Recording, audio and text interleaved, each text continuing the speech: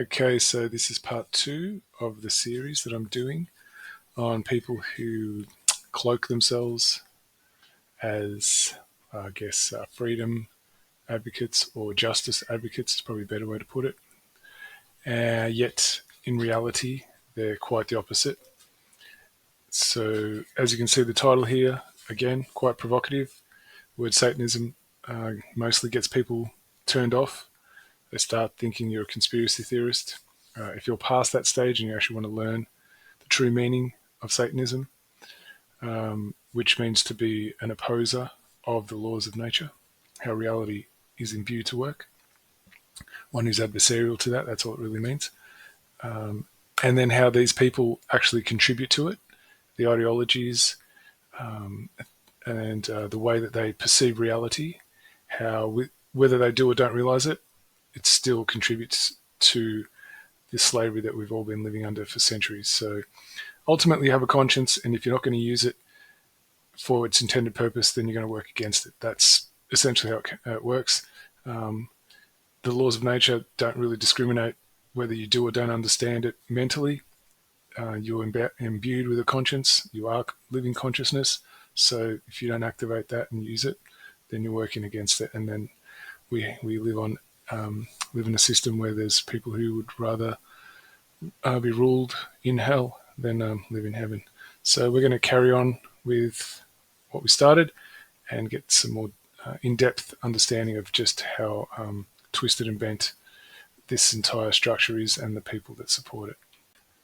So now this is Mark Passio giving us a brief intro into Satanism. This is who's really running the world. These are psychopathic people who are out to do evil, and they have a very structured ideology. That it's one of the hardest things I've ever had to explain to people is what Satanism really is, because they have this notion in their mind of what Satanism is that is 100% incorrect and wrong and has nothing whatsoever to do with it. Like you say, well, natural law is the answer, and they think you mean let's live like lions eating gazelles out in the plains of Africa. And it's like, no, we don't want to embody animal behavior. We're better than that. We're more advanced than that. That's not going to help us evolve. Okay. Embodying true human morality is going to help us evolve, right? So when you say Satanism to people, it's like the same mind control technique gets clicked off in their brain. It's like, oh, that's when a bunch of teenagers dressed in black robes go and sacrifice animals out in the clearing in the forest, right? To a big bonfire. And I'm like, no, you're far more likely to encounter Satanists in the boardroom of a major Fortune 500 company than you are out in the clearing in the forest. Make no mistake about it. Okay. And this is what people have to really understand, that these are the people who are running our society. They're not fringe elements. This is a religion that has taken over. So you just heard Mark say it's a religion that's taken over. So if you're still struggling with that word religion, it doesn't actually just mean believing in a sky deity or some version of that. It actually means a type of narrow consciousness that is constrained or restricted or contracted, where it's actually fragmented and separated from its higher states of awareness, and therefore it lives in opposition to how life is designed to be lived by the laws of nature. So that's just a quick explanation of what that means. Now we're going to go into the first excerpt I've got from the video of these two people that you see on the cover speaking, and then I'm going to comment after that. That's what's extraordinary about the breach. So the violence order is protecting the woman from the dangerous man, but she can actually put herself, turn up at his workplace, turn up at his house, and then he's alleged to have breached the order. I mean, you hear this all the time. It's it's a total no-win for the man, isn't it? That's right. Well, if you have a look at Section 14, subsection 7 of the Act, it contains an absolute immunity for the protected person who may attempt to aid and abet a breach of an AVO. Though they can do they can engage in that kind of behaviour with absolute impunity. They cannot be charged or prosecuted for aiding and abetting a breach of an AVO. Do you know why that is? I How have could that? no idea. Where were the lawyers? I mean, what has happened to our judicial system that this sort of legislation goes through without anyone saying, hey, that's not fair? Okay, plenty to unpack there. Now, just before I get started, I just want to make this key point, which I forgot to do in the last video, and that is that anyone who has the intent to cause harm to another living sentient being, they're not going to be perturbed or stopped by any threat of punitive force after they do it. Because if that was the case, there would be no such thing as criminal activity. It just wouldn't happen. And so to use legislation, against males, to rip them out of their families because someone has an idea that they're potentially going to be harmful, what is that, right? If that's not an outright intent and malicious intent to actually tear up the family unit and totally disseminate it. Like, what else could it be? And the absurdity of what he's talking about just proves it, but they won't ever come out and say it. Anyway, so let's look at the legislative impunity he speaks about. Now, if you notice, just before he's about to talk about it, he actually sits up and reconfigures himself, right? So his body can't even stay still. Now, that's usually the sign of someone who's got a guilty conscience and knows more than what they're letting on, right? So he's openly admitting that the legislation is adversarial to moral principle and common decency. Yet, what does he do? He stays in that system. He grants the entire criminal structure legitimacy because he participates in it, right? And so people like that, and there's plenty of them, they use the old chestnut that every moral relativist rolls out, and that is, well, it's not a perfect system, but that's the only system we have, so we just have to work within it and get the best outcomes we can, right? So there's an outright contradiction there, right? And that is the terrain of an enslaved mind. So that's the real disturbing part there. And now he gets asked why that is, right? And he says no idea. So he's either saying he's totally confused, or he's a willful someone who's willfully obedient to this idea of perceived authority, which would make him a statist, or is inculcated with the poison religion of statism, or there's one other which I'm going to cover a little later, which could be likely as well. So now I'm just going to show you what statism is. Okay, so just before I go ahead and give you a definition of what statism is, and yes, it does sound like Satanism. There's probably a good reason for that. If you're paying attention, you'll be able to see the connection of why the two are one and the same. I want to talk about what Bettina said about the judiciary, what's happened to our judiciary. So that claim is an outright lie in the sense that it actually implies that in Australia we've had an authentic judicial system where we never had. It's always been one run by the ruling class.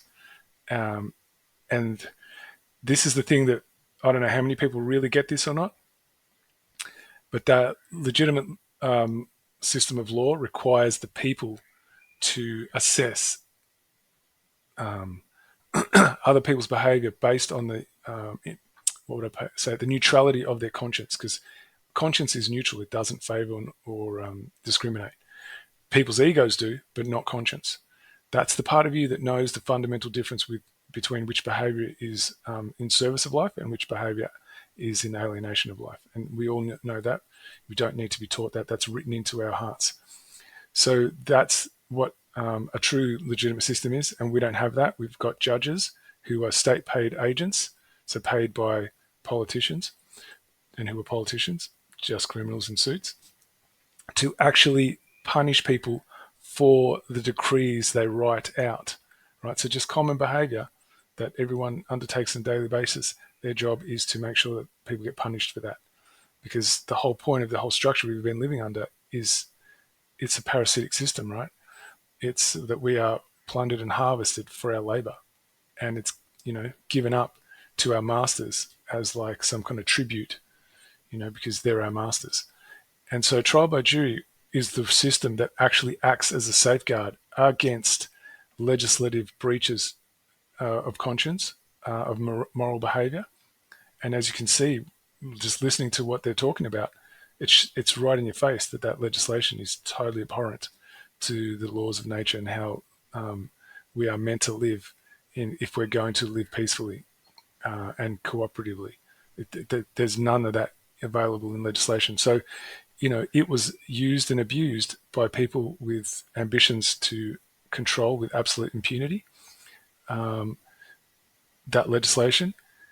And it was always known that they had the power to do that, and that's why trial by jury needed to be there as the people's supreme law council, the supreme legislature, that will protect the individual from the power of organised crime, which is what all governments are, because trial by jury is what stands between that being authentic system of service and organised crime. And so they don't tell you that, right? And she also says, where were the lawyers? Well, the lawyers were doing exactly what they're paid to do, and that is to be shills for the system. So what do you mean, where were they? They're doing exactly what they're meant to do. Right? Lawyers are not moral people. I mean, to really understand that if we were running a legitimate system, there would be no lawyer. There'd be no one standing and speaking for you. You'd speak for yourself. Everyone has that capability. Otherwise, what's the point of us being individuals with our own fingerprints, our own conscious awareness of how we understand reality? If we're going to need other people to do everything for us, then we're just infants, codependent infants, and we're not for that. And if that's what we really like, then no one would ever scream out, "That's not fair." Right? That you would never hear that if we were meant to be good slaves. And so trial by jury is what they eradicated back in 1688, 1689. So that's 100 years before Australia was colonised by white people. So that was a system where the monarch's role as the actual elder, the wise elder, to make sure that no legislation gets through that's going to violate individual rights. And any legislation that does get through, it gets scrutinised by the people. And now if there's a pattern of immoral legislation getting through by the monarch, well, then the monarch loses their job, right? And then they're brought before the people for why they allowed it, right? That's a fair income system, because now everybody's accountable, not just some people. Everyone's equally accountable for their behaviour and how it stacks up to universal morality. That's how you can have a free society. And so they strip that away and then put political parties in, and then you get to vote for not just the individual that's going to represent a political party, but all the measures that they've put in place that you now are voting for, right? And so what about all the other people that don't vote for that? Well, they basically have to suck it, right? So that's tyranny, but it's just concealed. That's the rule of the masses, as they say, which is just the bewildered herd who are just looking for some kind of leader to tell them what to think and what to do. That's essentially what that is. It's a very clever mind trick. Not many people can spot it. So the other thing is, if trial by jury was in place, there wouldn't have been colonisation one. There would be no, like the banking system, that wouldn't exist, because you can't have usury. That's like a crime. So there would none of this debt business that we've got going on, right? Or all this living under debt that we have, that would never exist. If there was going to be money created, it would be done in a way where it's done just to hand out to people to use, not to like profit from.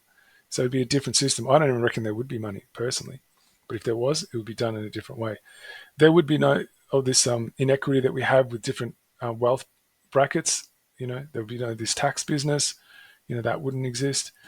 Like people, how would you pay for things? Well, things will be done voluntarily.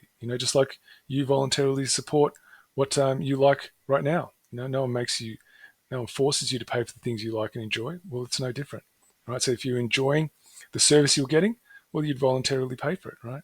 But you wouldn't be forced to pay for it, right? So there'd be so many things that were different that very few people can even conceive, because no one's ever lived it. But that's just how far off the needle we've moved. And so I just wanted to, nail that down, that when she's jumping up and down with her knickers in a twist about what happened to the judiciary, there never was one that was legitimate. It was always going to go this way, and now we're just at the pointy end of it. And people like her are kicking up a stink while we're at the last, the death rattle of this system. So it's like too little too late. Anyway, so now I'm going to go and show you what statism is. Okay, here it is, a statist. One who holds the erroneous belief that there is such a thing as authority, vested in certain people, magically giving them the right to rule over other people.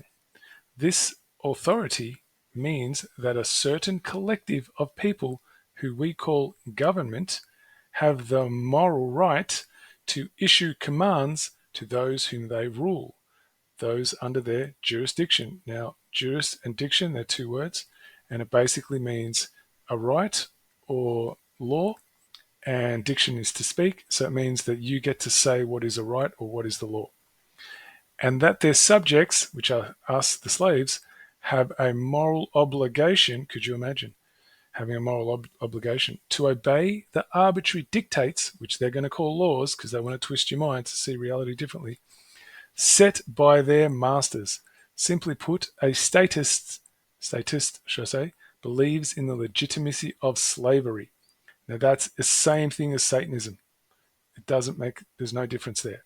They are two of the same thing.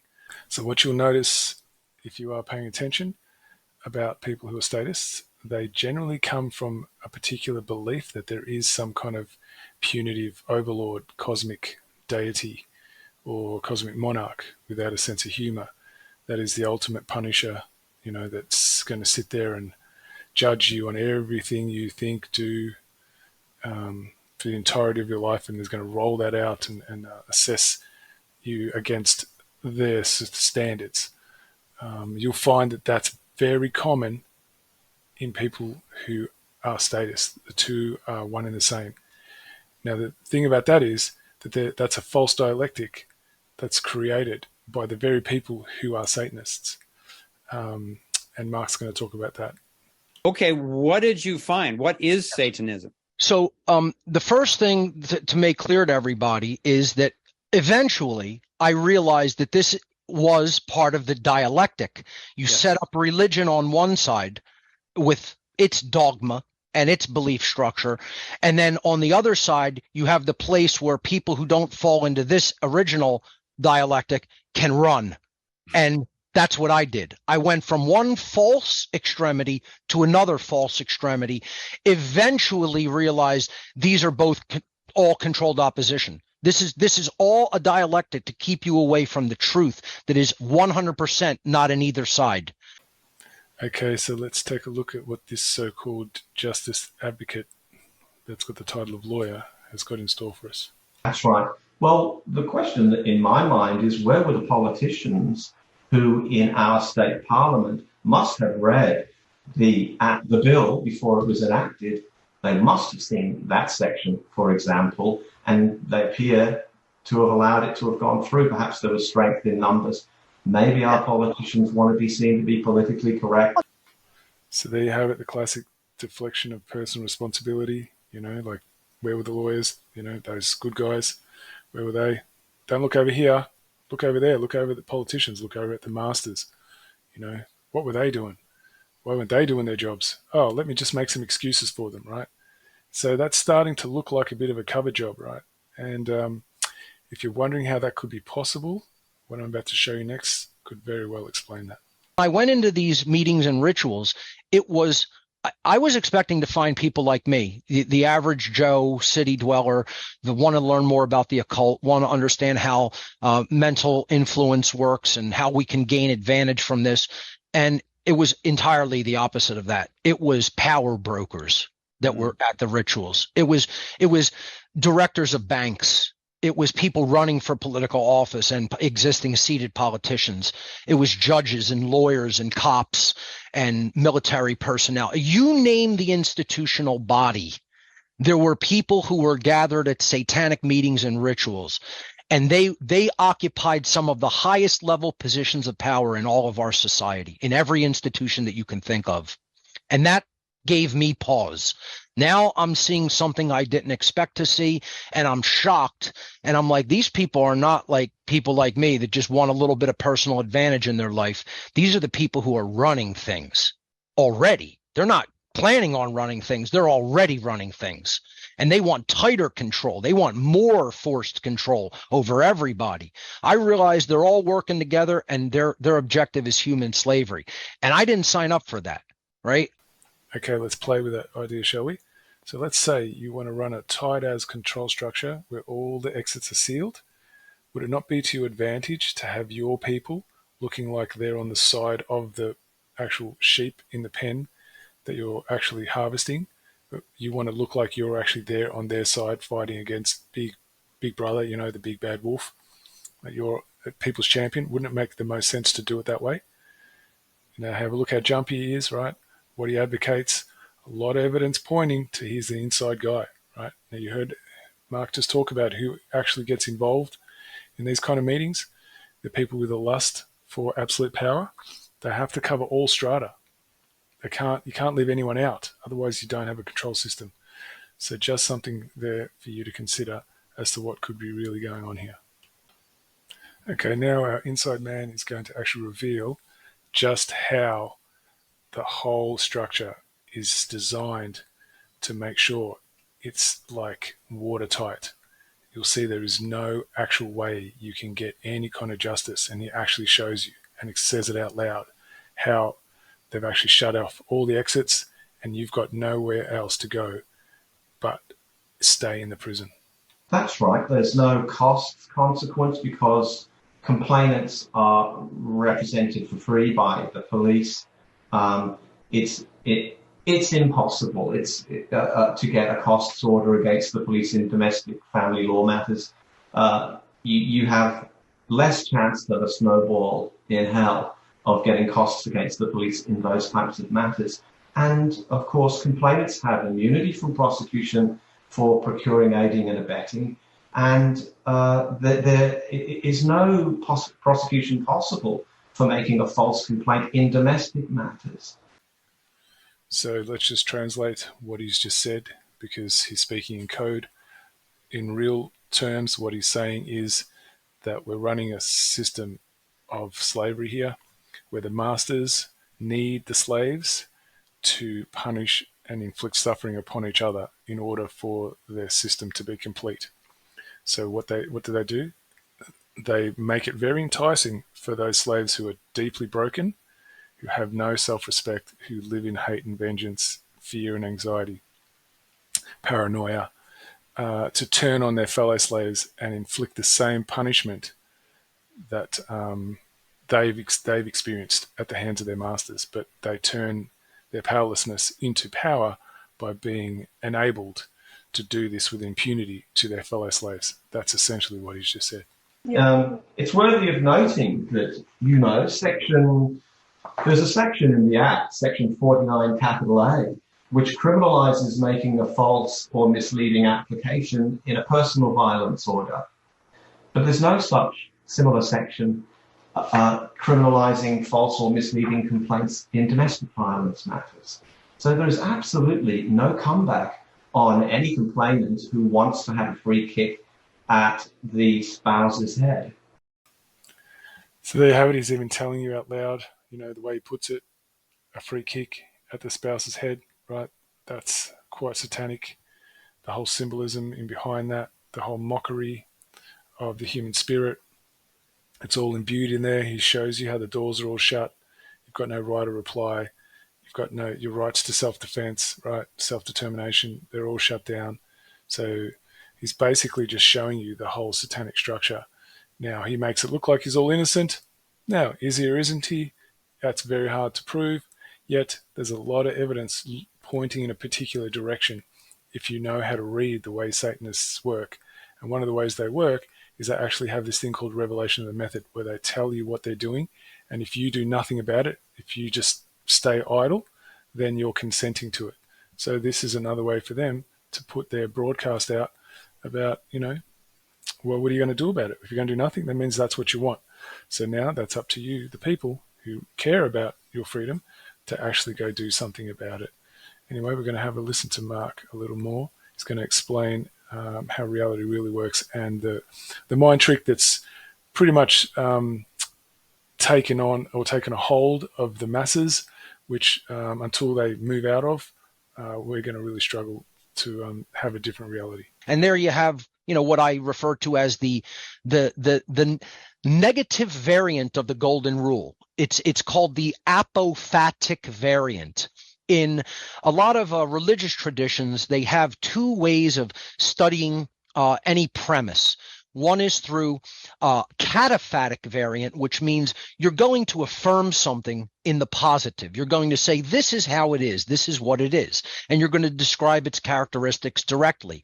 The apophatic variant of inquiry in philosophy is you're going to describe what the thing is not.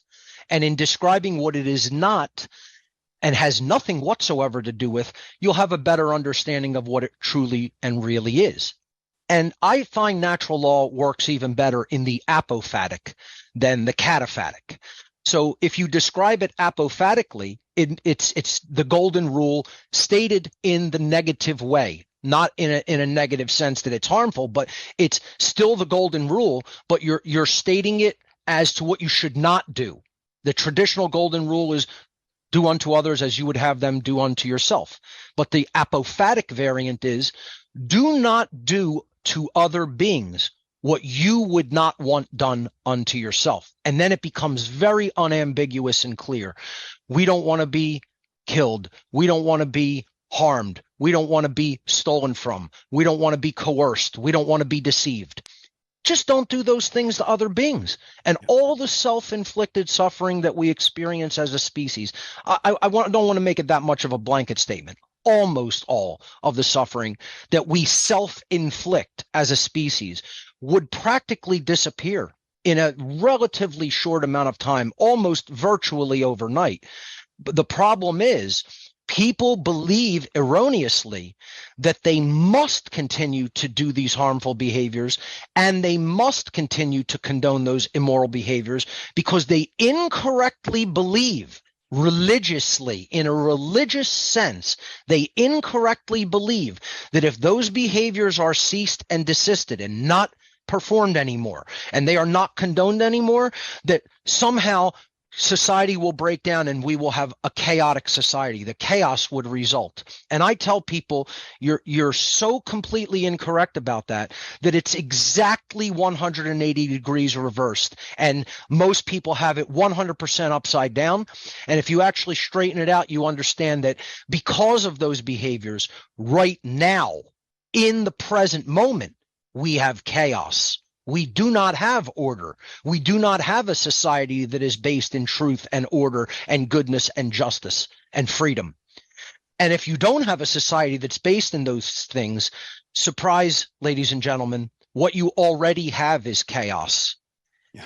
Removing those immoral behaviors and teaching true morality and enacting real morality is what will bring us all of those things. And then we will have a truly orderly society. We will have a society based in order, based in justice, and ultimately based in freedom. So there you have it. Everything that so-called justice advocate was talking about has been explained right there. Mark, I think from my mind anyway, has done a pretty bang-up job at making it as clear as it possibly can. If you're struggling to understand that, then there's obviously something seriously going on with the poison that's still floating in the deepest recesses of your psyche that need to be looked at. Just as a suggestion, take it with a grain of salt. So yeah, there you have it, guys. I just want to finish off with one more quote that I saw that I really liked. And then if you're at the point where you had enough, you're done with families being torn apart, decimated, the familial bonds broken, the attachment bonds that are necessary for a healthy society. You know, you're done with the inducers of trauma, having a free reign to do as they please, and you actually want to get back to the structure we were meant to be living under. That's actually there, sitting, waiting for you to pick up, which sits in the Articles of Common Law within the Magna Carta 1215, which is still active for people who really understand how reality works, and it's just waiting for you to pick up and draw that to more people's attention, because how does reality work? Reality works on what the consensus believes. And right now, the consensus believes in satanic practices. So if you're done with that and you want to actually move into a space where freedom can exist, then that's waiting for you as well. So let me give you the quote, and then I'll move into what you can do about it. Here we go. The masses have never thirsted after truth. They turn aside from evidence that is not to their taste, preferring to deify error, if error seduce them. Whoever can supply them with illusions is easily their master. Whoever attempts to destroy their illusions is always their victim. Now that's by Gustave Le Bon. So this is the part that jumps off, or out, should I say, or off the page, one or the other, is if you have a look at what people do, until something affects them, they don't want to look at it. And only when it affects them, they'll try and take a look at it. But if it seems like it's going to be too much hard work in their minds, because they're obviously raised to panic and fear authority, then they'll just, go, oh, well, that's all we can do. It's not worth going up against it. And then you multiply that by thousands, then hundreds of thousands and millions, and you have yourself a colony, a good colony of slaves. And so, that's the people that go, well, what can you do? That's just how life is. You hear that over and over again because they're lacking the courage to just stand up for the truth regardless of the outcome. And when people take up that space, the more people that do that, the faster this whole charade and all this misery, this living under siege, this horrors that have been underway since, I don't know how far back, I wasn't there when it started, so we can only guess, have been in play. They start to dissolve quite rapidly, but it takes a vision and it takes the actual courage to stand behind the vision. And if you don't do it, if you stand in silence and think that there's going to be some kind of, secret society of good guys that are going to swing in and take over, that's just showing the height of your cowardice. That's all it could be. And unless you're willing to face that, like, we're going to keep doing the same dance for eternity. And eventually, when it's your time is up on this planet, you won't be able to hide from that anymore. It'll come back to you so strong and it'll haunt you for eternity. That's the tragedy of what's coming for everyone who doesn't come and stand for truth and then actually use their voice to get that truth out, because it's the weight of numbers that shifts reality for those who don't want to see it, because the majority are always waiting for the safety of numbers. So the ultimate question is, when are you going to use your power to actually start looking into the objective laws of morality as they function, not as you want them to be, which is a very rare quality, sadly. That's why we're getting deeper and deeper into slavery. So unless you're going to put your will behind locating that knowledge and then acting upon it, this entire nightmare just gets worse, no matter what you believe is coming because of the Q, Trump drops and all that stuff.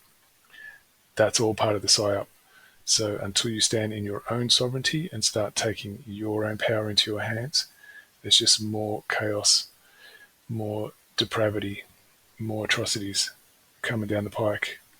And if you're at the point where you're serious about it, this is a place where you can look. Okay, so if you're looking to find some kind of guidance about moral principle, and that there is actually a structure in place that was built on moral principle, where the system of governance, which just means system of public servants and administration of how services will be delivered to the people equitably in order to advance the quality of all lives equally.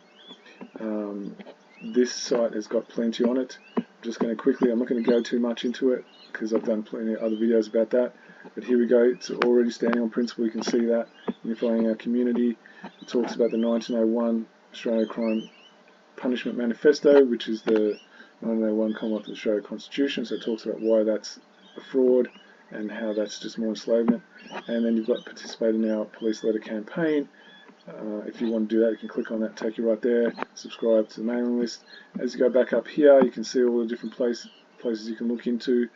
And so anyway, that's for you to discover in your own time, but just giving you a resource. It's magnacarta1215.com. There you go.